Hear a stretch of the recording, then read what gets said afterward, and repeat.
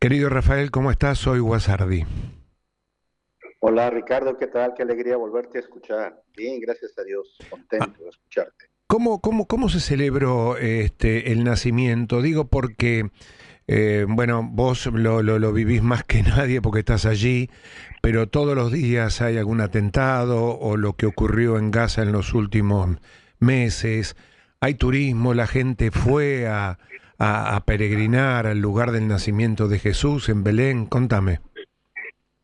Mira, lo más triste es que todo lo que ustedes escuchan es demasiado exagerado, manipulado, porque nosotros en esta Navidad la vivimos de verdad tranquilamente, maravillosamente. La Plaza de la Paz, que está ahí en la Basílica de Belén, estaba repleta de gente local, de peregrinos, de religiosos. Fue un momento verdaderamente impresionante porque durante al menos 2 años, no se celebraba con tanta luz y con tanta fiesta precisamente por el respeto a las víctimas y a todo lo que se estaba viviendo. Pero este año la verdad que Belén volvió a ser lo que siempre tiene que ser: alegría, paz, convivencia, el compartir aún con musulmanes, gente que no cree en lo que creemos nosotros, y sin embargo se alegraban también con esta fiesta de la Navidad. Qué bueno, Para mí fue un momento increíble. vos sabés que Sí, el templo, le contamos a la gente, los que tuvimos la bendición de acompañar a Rafael en un viaje peregrino a Belén, el templo donde se encuentra la estrella, donde se supone que allí estuvo el pesebre, donde nació el niño Jesús, hoy día pertenece a la iglesia ortodoxa, si no me equivoco, y al lado sí hay una iglesia que pertenece a nuestra religión, ¿no es cierto?, al catolicismo. bueno, en realidad la Gran Basílica en este momento pertenece a los griegos ortodoxos, sí, pero la gruta donde realmente nace Jesús y donde estuvo el pesebre, la gruta en general pertenece a los franciscanos.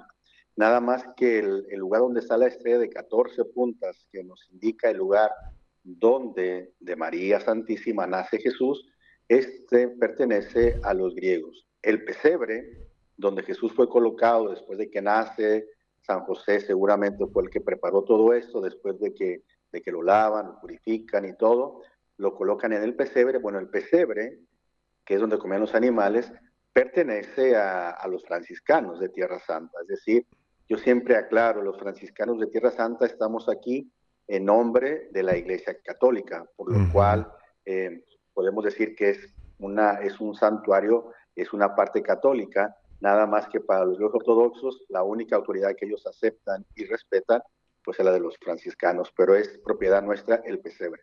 ¿Y cómo es la relación entre los ortodoxos y los católicos apostólicos romanos? Creo también que están los coptos dando vuelta por allí en la custodia, ¿verdad?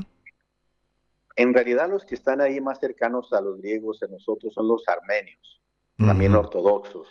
Son dos iglesias ortodoxas que comparten tanto el Belén como en Jerusalén el Santo Sepulcro, compartimos la propiedad. ¿Cómo es la relación actualmente? Creo que cada vez es un poquito más madura, es más pacífica. Creo que la situación de conflicto que hemos vivido todos sabemos que no nos ayuda, si además también nosotros, además como cristianos, estamos divididos y estamos enfrentados. Creo que hemos entendido un poco que si el mundo, si el ambiente en el que nosotros vivimos está dividido, nosotros tenemos que dar un mensaje de unidad a pesar de nuestras diferencias. Y Claro. creo que eso ha sido muy importante para que los peregrinos de alguna manera puedan venir, pocos todavía, pero sí se ha visto el aumento de peregrinos, no como esperamos nosotros, que quizás sea para el año próximo, pero la Navidad, te digo, fue verdaderamente una gran cantidad de peregrinos y se vivió con mucha, mucha, mucha alegría. Qué bueno, vos sabés que recuerdo que al salir del templo donde está la estrella, donde habría nacido Jesús, dijiste en aquella oportunidad, vamos a hacer una cuadra o dos cuadras, no recuerdo cuánto, vamos a ir a la casa de la leche o algo así, ¿puede ser? ¿Me lo podés recordar? Sí, cerca de la Basílica de la Natividad, donde nace Jesús, está lo que se conoce como la Gruta de la Leche, La Gruta de la que Leche. La gruta de la leche.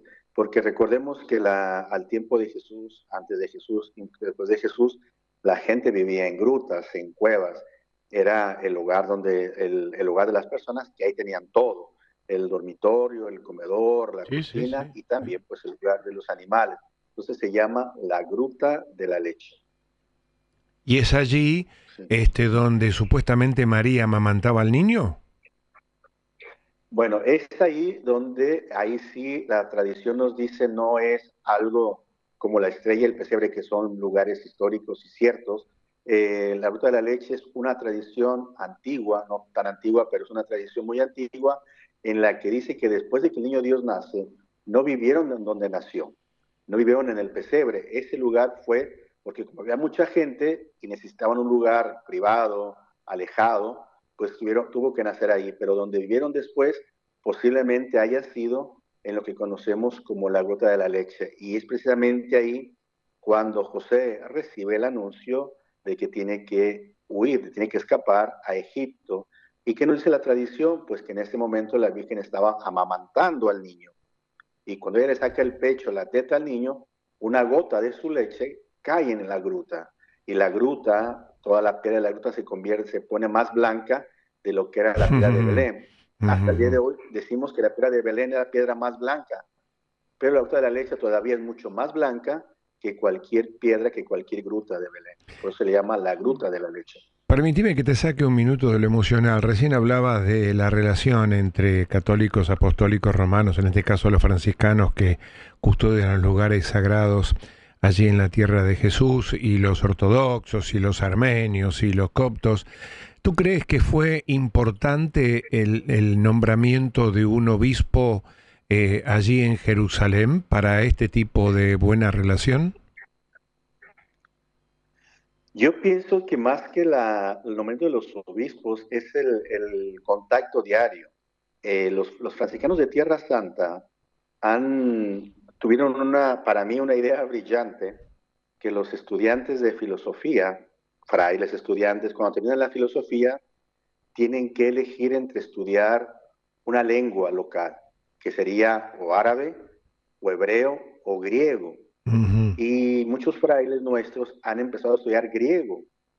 Entonces, tú sabes que cuando tú hablas la misma lengua de la persona con la que tienes que convivir, las relaciones son más sinceras, más estrechas, más personales, porque si el griego habla griego, nosotros podemos hablar cualquier idioma menos el griego, nos comunicamos en inglés y no es lo mismo. Claro. Entonces, me parece que los franciscanos tuvieron una idea genial de que los jóvenes actualmente tengan algunos la opción de estudiar griego. Y así esto hace que el griego como que se abra más, sea menos, no sé, reacio, no sé, reacio al contacto con los franciscanos.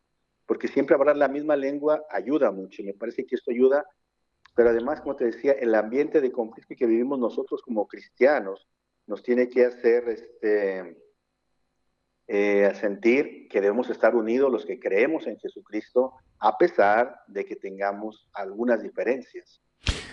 ¿Cuántos idiomas hablas? Bueno, yo con que no se me olvide el español, me doy por bien servido. Nosotros, nosotros tenemos que aprender antes de venir para acá o llegando acá, sí o sí, el italiano, porque es en lo que estudiamos. Después, en el ambiente, tienes que aprender inglés, porque el inglés te abre las puertas en cualquier parte del mundo. Y Claro. después estudiamos un poco de árabe, estudiamos un poco de hebreo y, bueno, la vida te va enseñando, ¿sí? O sea, el hecho de hablar un poco no significa que lo hables perfectamente, pero al menos para un saludo, un diálogo mínimo, tienes que hablar un poquito de todo. Hay ¿Cuántos, frailes que te hablan 50.000 idiomas, ¿sí? A cuántos mí, frailes digo yo, hay en la tierra de Jesús? ¿Cuántos frailes hay? ¿Cuántos son ustedes, toda la yo congregación? pienso que somos alrededor de 300 frailes en la Qué bueno. ruta de Tierra Santa. Ujú. 300 que aparentemente son muchos, pero no son tantos si nosotros le tomamos en cuenta cuántos santuarios tenemos. O sea, nosotros tenemos alrededor de 50 santuarios, más colegios, más parroquias, más casas de formación. Tenemos mucha actividad. Digo, hay conventos en los que nada más está uno o dos frailes. porque además tú te acuerdas que nosotros tenemos casas aquí en lo que es Israel, en lo que es la parte de la autoridad palestina, tenemos en Grecia, tenemos en Chipre, tenemos en Siria, tenemos en Egipto, tenemos en Jordania, tenemos en Buenos Aires, tenemos en Washington, tenemos en Italia. Entonces, si tú cuentas los puntos que tenemos, 300 frailes son muy pocos. Son poquitos. Pero todavía hay vocación. Rafael, cierro la nota diciéndote siempre lo que te pido, ¿no? Vos que estás cerca del dueño, reza Sí. por nosotros. Yo creo que tú eres consciente de que por ti mi oración ha sido desde que nos conocimos. He pedido siempre mucho por ti y pido por tu familia y también por la gente que también es tu familia, la gente que colabora contigo. Por supuesto que aquí en Tierra Santa nos sentimos más cerca de Dios, aunque Dios está en el cielo, en la tierra, en todo lugar, Por pero sabemos que Él supuesto, se encarnó por y supuesto. nació aquí en Tierra Santa. Así que desde aquí mi oración por todos ustedes. Rafael, gracias por atenderme, gracias por contarme todo esto que a veces uno imagina que es de una manera y cuando está en el lugar es totalmente distinta y están los frailes allí para explicarte en el idioma que puedan. En este caso Rafael bastante bien, habla bastantes idiomas, todo lo que tiene que ver con la vida de Jesús. Te mando un abrazo enorme, que Dios te bendiga y gracias por atendernos, ¿eh? Bueno, te espero acá, Ricardo. Vente Hmm. para acá pronto, que no vas a estar tranquilo y sereno, te lo aseguro. Qué Un bueno, fuerte qué abrazo. buen dato, ¿no? Qué buen dato porque uno imagina Eh, que todo lo que ocurre allí, con lo que ocurrió, ¿verdad?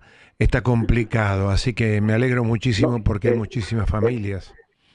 el problema en Gaza sí es complicado, pero aquí lo que es Tierra Santa, que nosotros donde estamos, te puedo asegurar que vivimos de la manera más tranquila, más serena, más pacífica. Nosotros no corremos ningún peligro, estamos muy, muy seguros. De cualquier manera, cuídate mucho. Te quiero mucho, te mando un abrazo Muy bien, grande y gracias por igualmente, atendernos, un ¿eh? abrazo, un fuerte abrazo, feliz Navidad. El padre Rafael, feliz Navidad desde Jerusalén, contándonos acerca del lugar del nacimiento.